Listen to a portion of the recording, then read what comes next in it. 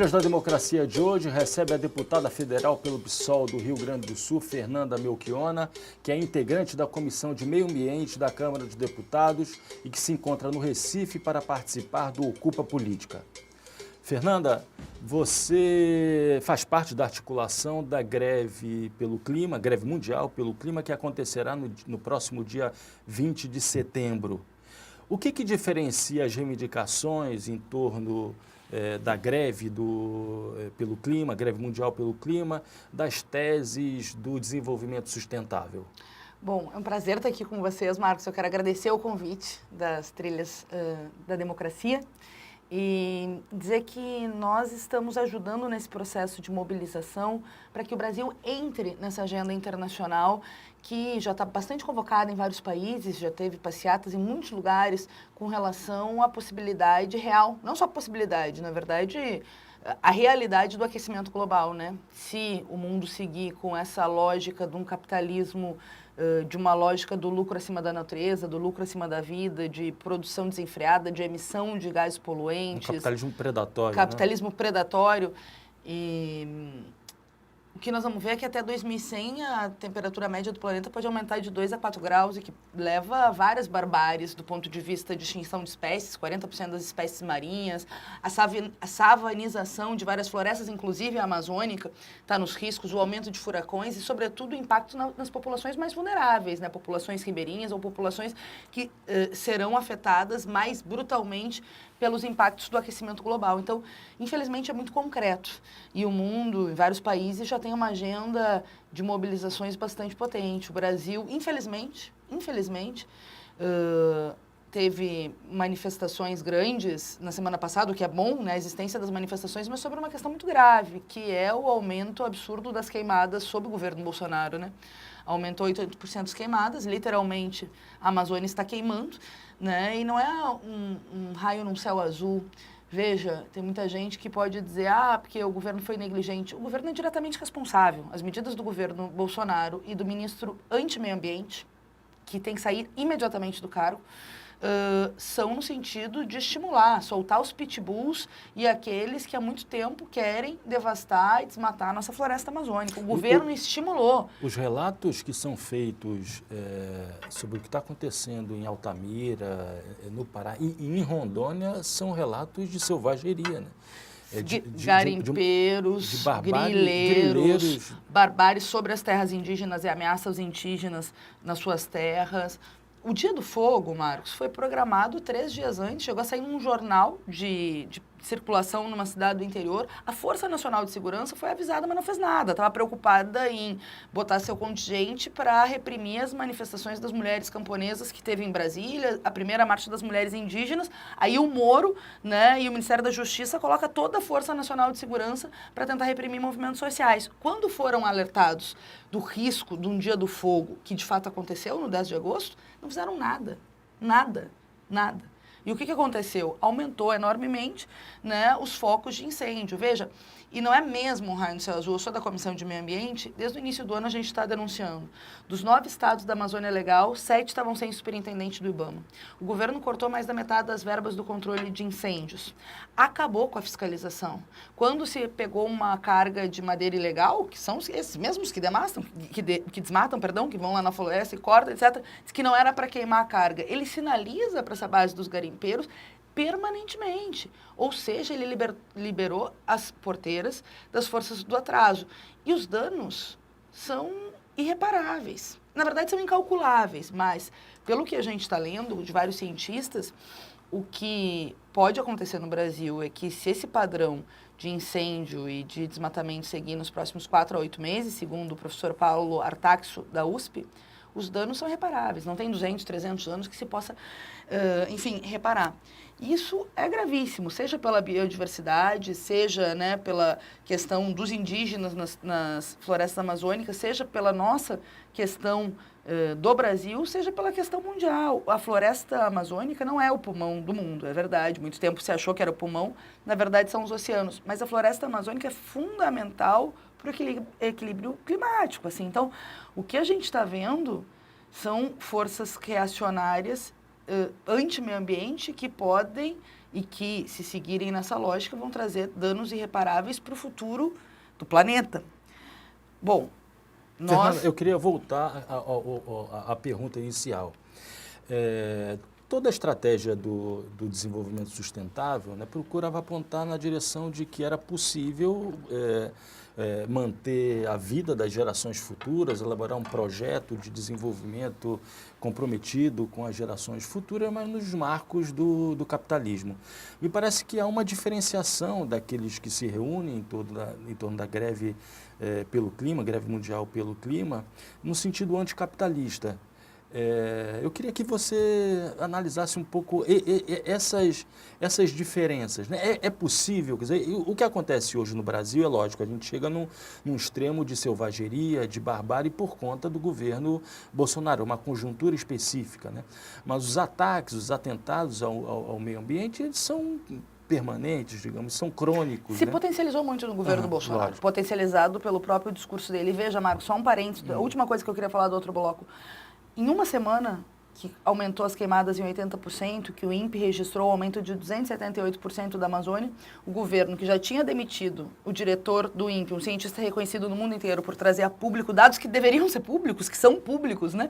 Além de demiti-lo, passou uma semana atacando as ONGs e minimizando o que estava acontecendo no Brasil, enquanto governos como o da Bolívia já estavam botando avião para tentar debelar o fogo nos seus países. Se perdeu uma semana desse mentiroso, além de reacionário, o Bolsonaro é um mentiroso, mentindo enquanto se pegava fogo. Então, não é negligência, é responsabilidade. E as coisas precisam ser ditas como são. O governo Bolsonaro tem responsabilidade no aumento exponencial e o ministro anti-meio ambiente foi fundamental para criar essa antessala. Óbvio que ele não tem nenhuma mais condição política de seguir à frente do cargo. Eu acho que tu traz uma pergunta importante sobre o futuro da humanidade. Veja, eu tenho a impressão de que a lógica do capitalismo é uma lógica do lucro acima da vida, do lucro acima dos direitos dos trabalhadores, do lucro acima do meio ambiente, da natureza, ainda mais nesse momento que o capitalismo está numa crise desde 2008 no mundo. Né? E agora, de novo, vários países estão ameaçados de entrar em recessão, e o Brasil começou em 2013 e 2014, e essa crise é gravíssima. São mais de 5 anos de estagnação, de baixos salários, de desemprego de 13 milhões, 35 milhões na informalidade. Qual é a receita do capital nesse momento histórico? Menos direito para o povo, menos Estado no sentido de direitos sociais, educação, saúde, mais espoliação e mais devastação ambiental. Essa tem sido as receitas de uma forma geral, né? E elevação dos níveis de coerção, né, que a gente vai tratar claro, no segundo porque quando bloco. tu diminui o Estado social, óbvio, aumenta o Estado penal, vamos tratar do segundo bloco. Tá aqui o Áureo, né, que é nosso presidente do Sindicato dos Policiais Civis e articulador do movimento antifascismo, e tá aqui nos acompanhando no estúdio, e é uma das agendas que eu vim fazer aqui, e certamente nós temos muitas pautas para falar sobre a questão da segurança pública com direitos humanos. Mas veja, que é o contrário do que está acontecendo. Essa lógica só tem gerado mais pobreza, mais austeridade, no sentido, austericídio, como eu digo, é quase um suicídio, porque é mais crise para o povo, que não foi quem gerou a crise, e ao mesmo tempo uma concentração de riquezas. Os ricos no Brasil estão ficando mais ricos. Veja, a crise é enorme, mas os bancos estão tendo lucro recorde. Os 5 bilionários controlam a mesma renda que 100 milhões de brasileiros. O incremento nos lucros dos grandes capitalistas foi de 3%, enquanto 10% da população entrou na linha da pobreza. Não tem capitalismo mais humano. Não existe. A lógica do capitalismo é lucro. E quando a lógica for lucro, eles vão fazer de tudo para lucrar. O Karl Marx dizia que quando o capitalismo vai bem, é ruim para os trabalhadores. Quando o capitalismo vai mal, é pior para os trabalhadores. Porque é isso. Eles sempre querem explorar, devastar o planeta, etc. Então tem toda uma questão do aquecimento global, que obviamente é potencializado por essa lógica, né, extremamente predatória. Alguns querem transformar o tema do meio ambiente num tema de mercado. Então, vender o teu direito de poluir, etc. E os países fazem do meio ambiente, do direito de poluir, um comércio entre os países e tentam, assim, reverter o aquecimento global. Eu acho que o capitalismo está colocando a humanidade em risco, a vida do planeta, etc. Então, eu acredito mais, obviamente, numa ideia de que a gente possa construir uma outra lógica de sociedade, de uma democracia real, em que a maioria controle a política e a economia, e que a economia dos países, do planeta, seja voltada para as necessidades reais. Não pode ser possível, Marcos, que a gente tem a produção, por exemplo, de alimentos para alimentar 12 bilhões de pessoas no mundo. E mais de 1 bilhão de pessoas passam fome. E são 7 bilhões, né? 7 bilhões e pouco. Né? Então, sobra 5 bilhões, né? O que seria suficiente para alimentar 5 bilhões de pessoas, sobram esses alimentos, porque a lógica do capital é a venda. Se não tem quem compra, os estoques são queimados, vai para qualquer coisa, e as pessoas morrem de fome. Essa é a lógica do capital. Fernanda, né? Então, é preciso reverter, claro, globalmente isso. Acho por isso que eu me integro mais com a ideia de unificar estrategicamente, né, as lutas ambientalistas com as lutas socialistas. Por isso vem uma vertente do pensamento socialista que chama o socialismo, e eu acho muito importante. Agora, a greve do clima vai agregar todo mundo que está lutando contra o aquecimento global, e é preciso ir para as ruas. Dentro do movimento é importante fazer o debate estratégico para que a gente possa construir um outro tipo de sociedade. Fernanda, voltando à conjuntura política nacional e voltando aos embates que são travados na Câmara dos Deputados, né? Quer dizer, esse é o teu primeiro mandato como deputada federal, você já foi 3 vezes, né, vereadora por Porto Alegre. Como é que se dá o enfrentamento na Câmara dos Deputados contra essa bancada temática poderosíssima representada pelo agronegócio? Como é lutar por essas questões enfrentando representantes dos pecuaristas que desempenham um papel central na expansão, na derrubada, na verdade, da mata amazônica, da floresta amazônica? Eu acho que sempre é bom pensar a representação do Congresso como uma representação distorcida da realidade, né? Se a gente chegar lá, por exemplo, encaixando com a tua pergunta, você vai chegar, vai ser 80% talvez, quase isso, homens brancos, velhos, representantes de grandes corporações ou de grandes interesses capitalistas, sobretudo o agronegócio, que é a maior bancada, né? A bancada ruralista. Então, há essa representação distorcida e dentro da Câmara eles fazem acelerar pautas que são extremamente danosas. Aliado com um governo autoritário e anti-meio ambiente, isso piorou muito. Veja, a liberação de agrotóxicos com a velocidade que foi liberado nos primeiros meses de governo Bolsonaro é um risco, obviamente, ao meio ambiente e à saúde das pessoas. Estão envenenando a população e a população não tem nenhum direito de saber que está sendo envenenada. Olha que loucura que está acontecendo no Brasil. O PL 187, que permite, né, a exploração de terras indígenas, foi aprovado na CCJ terça-feira, mesmo com toda essa crise na Amazônia. Olha a sanha de lucros, né, que tem essa bancada ruralista que quer se apropriar das terras indígenas que já são pouco demarcadas, perto da dívida histórica que o país tem com a população indígena depois de 519 anos, bom, de genocídio, de tudo que a gente sabe que a população originária viveu no nosso país.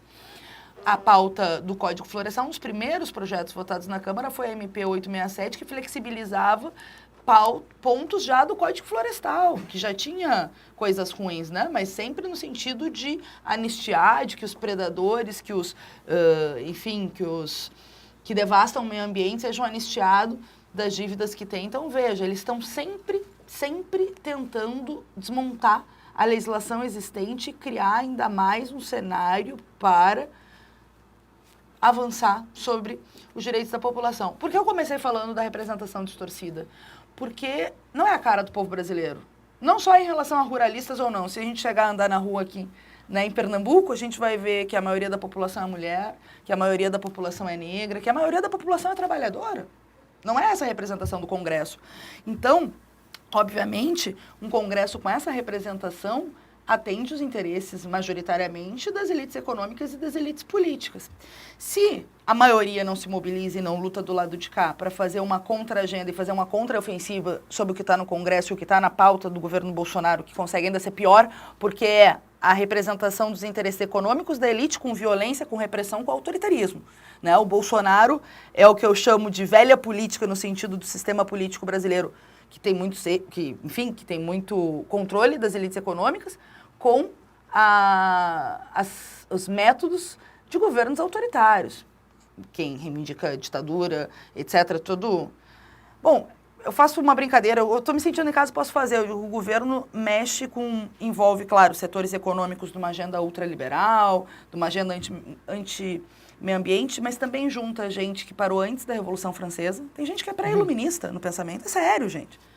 Tem gente que acredita na Terra plana, pô, estão atrasados uns 400 anos. Não se né? trata apenas de um movimento conservador, Não se trata. reacionário. Né? Reacionário, anti-iluminista, anti-ciência, anti-verdade. Eles querem criar uma pós-verdade, que é uma coisa muito louca. É isso, tem terraplanista. Retrocede a tempos anteriores ao Renascimento. Exato, exatamente. Então junta os pré-iluministas, junta a República Velha, aquela ideia, né, do café com leite, as viúvas da ditadura civil-militar, no único país da América Latina que não fez justiça de transição, e a gente cobra, enfim, os erros do passado, porque um país que não conhece a sua história, seu passado, infelizmente pode repetir no presente e no futuro as barbáries que ocorreram naquele momento, além de setores reacionários que não aceitam o avanço da luta das mulheres, dos LGBTs, dos negros e negras, antirracismo, né?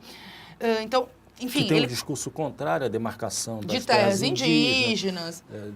Da garantia das terras dos quilombolas, todos. etc. Fernanda, a gente podia conversar agora sobre o recrudescimento do braço penal do Estado brasileiro. Como é que você avalia esse crescimento em 7, 8 estados do número de homicídios praticados por policiais militares, com destaque para aquilo que acontece no estado do Rio de Janeiro? Eu acho que é muito grave o que está passando no Brasil. Nós temos a polícia que mais mata e que mais morre no mundo.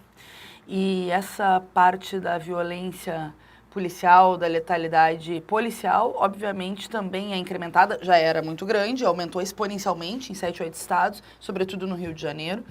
Aliás, um parênteses, no Rio de Janeiro, 818 casos, não foi? Desde o início do ano, nós podemos confirmar para dar o dado certinho, mas nenhum em área de milícia. Nenhum em área de milícia. Ainda mais levando em consideração que as milícias, que são organizações criminosas que têm relação com o Estado e com tentáculos do Estado, né, políticos, etc., é caso de crime, polícia e política junto no Rio de Janeiro, tem relações com a família Bolsonaro, né? O próprio Bolsonaro e a família nomeou durante muito tempo pessoas vinculadas ao escritório do crime no seu mandato. Então, veja, aumenta a letalidade policial em outros bairros, nas áreas controladas por uma organização criminosa chamada milícia não tem nenhum, ou seja, portanto, não deve ter muitas operações policiais. E, obviamente, esse discurso, essa violência é incentivada pelo que o próprio Bolsonaro fala. Nunca foi tão claro na história brasileira que não existe Estado paralelo, né? Que há uma presença dentro do aparato estatal desses interesses vinculados à criminalidade. E que pode crescer muito, né? Crescer muito. Com o governo Bolsonaro, exponencialmente. Por isso que a gente também botou como centro da luta, não só, né, mas tem uma centralidade a luta por justiça para Marielle Franco, quem mandou matá-la, não só pela família, pela dona Marinette, né, pelo pai, pela esposa, pelos companheiros e companheiras de partido, das pessoas que tiveram a oportunidade de conviver com a Mari, mas, sobretudo, por uma questão da vinculação desse Estado paralelo dentro do Estado brasileiro e das organizações criminosas que são as milícias. Investigar e descobrir quem mandou matar a Marielle Franco também é parte da luta para debelar essas organizações criminosas que têm relações com grupos políticos. Então, mas eu falava disso, do aumento da violência no Rio de Janeiro e da letalidade policial, né? E, ao mesmo tempo, zero em área de milícia. O Marcelo Freixo fez uma entrevista esses tempos e falou muito sobre isso. Eu acho que é muito grave o que acontece no Brasil há muito tempo. O Brasil tem números de homicídios da população comparado a países em guerra civil, né?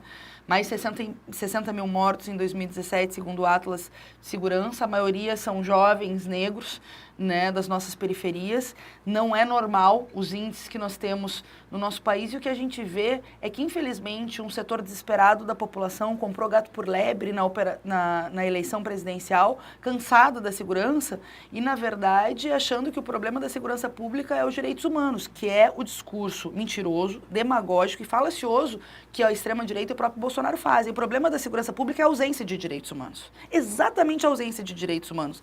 Do direito à alimentação, do direito ao trabalho, do direito à saúde, do direito à cultura. Quantas pesquisas mostram que a cada um ano que se estuda, inclusive a partir da 5ª série, a pessoa fica na escola, a cada um ano que esse jovem fica na escola, diminui 10% a chance desse jovem se envolver com a criminalidade. Quanta gente sabe a importância de ter cultura, ter oportunidades para a nossa juventude, para não ser massa de manobra, e mais do que isso, descartável para a gangue capitalista que são os narcotraficantes, sabe?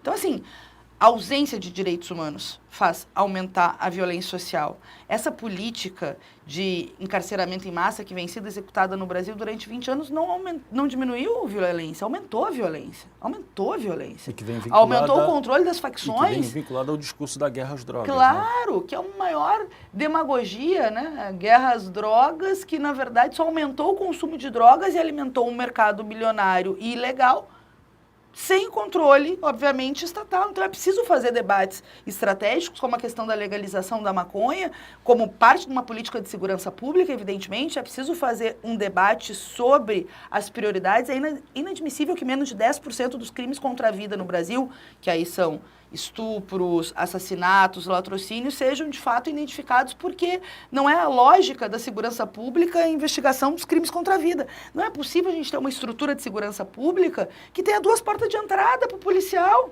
O cara entra, soldado, passa 20 anos, no caso da polícia militar, nunca vai chegar a ser coronel, porque são portas diferentes. Na polícia civil, da mesma forma, precisa entrada única, ter carreira de Estado, é preciso ter valorização dos profissionais de segurança, é preciso ter foco na inteligência, né, e ter recursos para garantir o aumento da inteligência das nossas polícias. Por isso que eu acho que é tão importante o movimento dos policiais antifascistas. Estou muito feliz de estar aqui com o Áureo, que é uma dessas expressões, porque eu tenho a convicção de que para ter uma verdadeira política de segurança pública que preserve a vida, que diminua o número de assassinatos violentos no nosso país, que garanta a diminuição da letalidade policial, é fundamental movimentos como esse dentro das corporações, de policiais que não compram gato por lebre, que querem discutir estrategicamente segurança pública e direitos. E o que o Bolsonaro faz, e a extrema-direita faz, é justamente o contrário. Eles querem transformar o Brasil num bang-bang.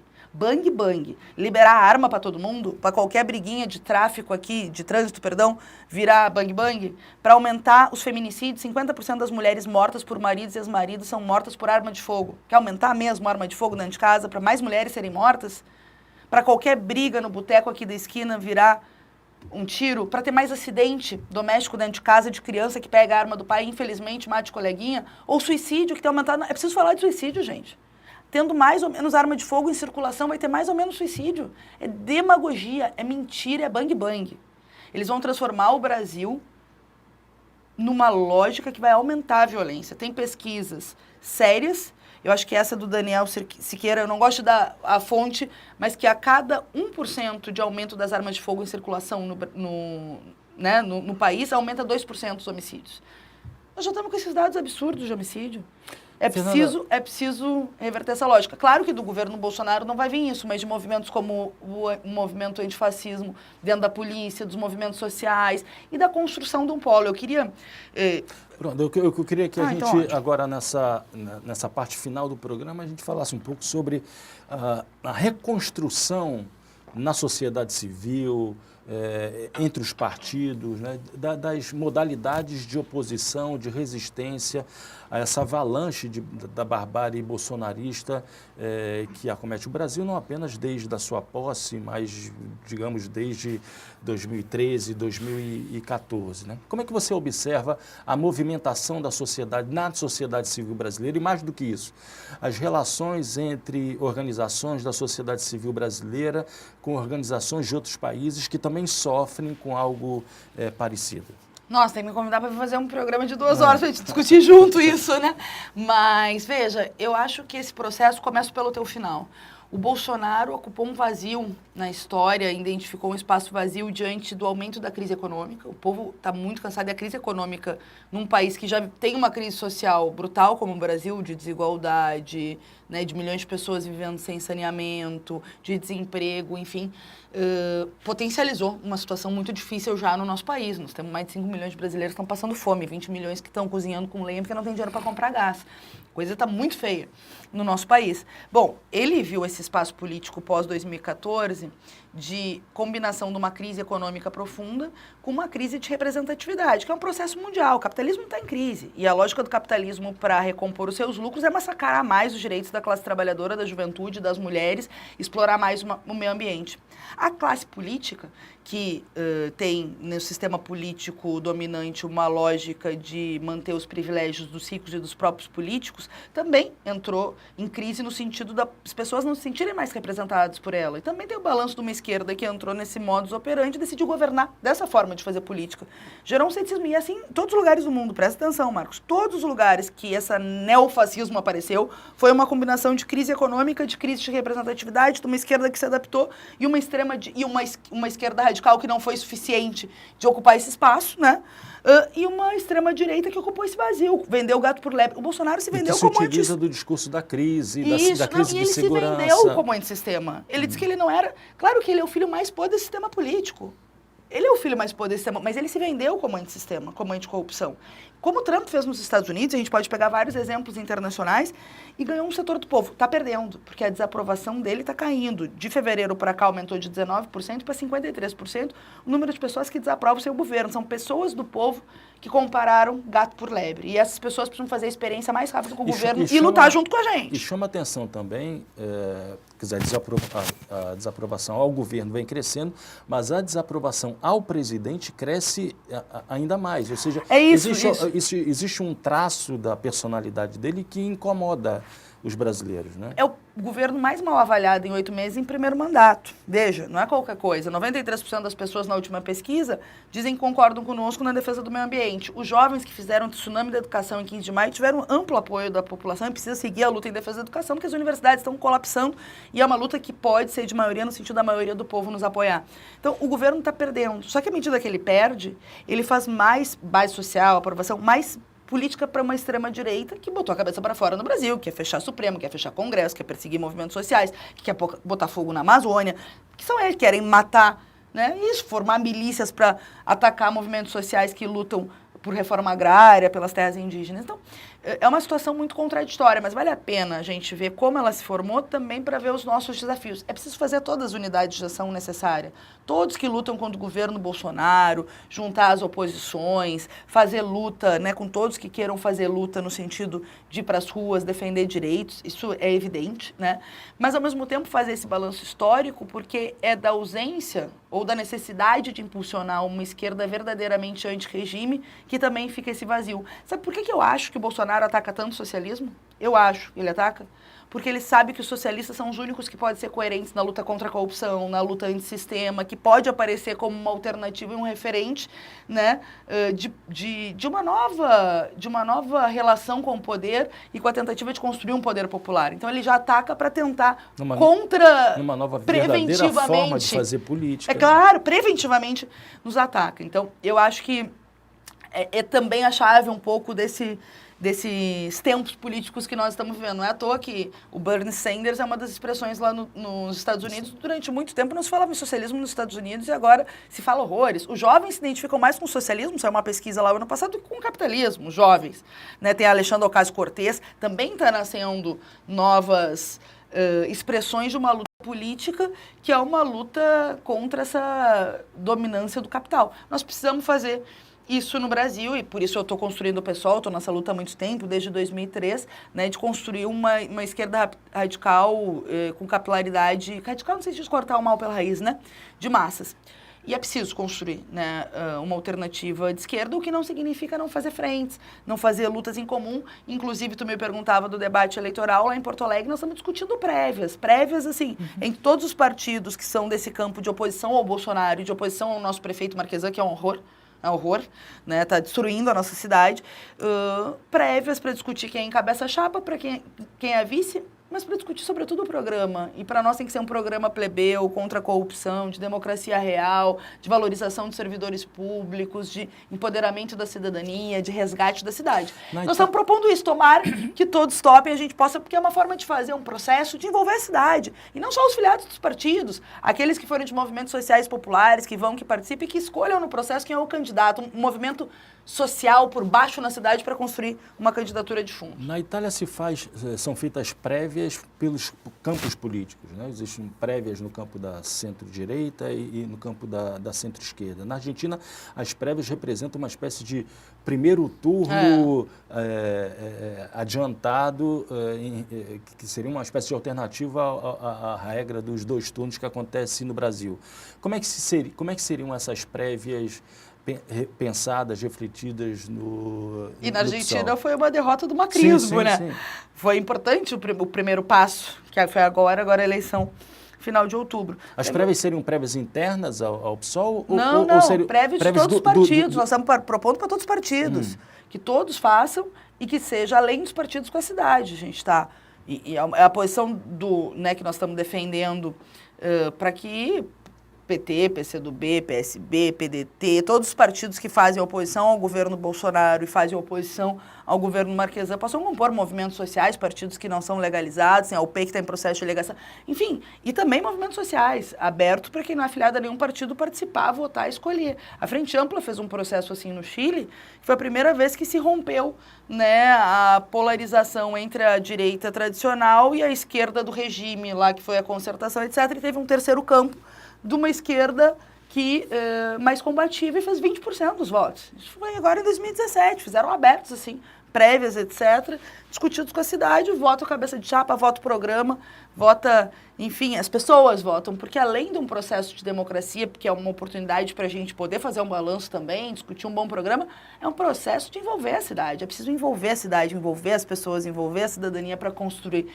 uma nova política que precisa ser nova em conteúdo, não aceitar essa velha partidocracia do Brasil, a velha forma de fazer, mas também precisa ser nova em forma, né? Inovar em participação. Desculpa o trocadilho, mas e pensar um desenvolvimento com envolvimento, né? Exato, olha, gostei, envolvimento com...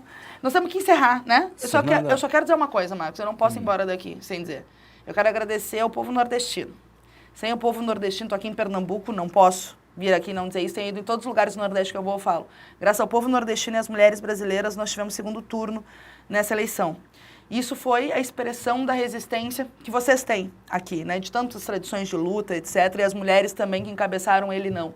Não foi suficiente para vencer o segundo turno? Não foi. Mas sem o povo nordestino e sem as mulheres, o Brasil certamente estaria numa situação bem pior agora. Então, quero dizer aqui, agradecer a todo o povo nordestino e, em resposta ao Bolsonaro, dizer somos todos Paraíba.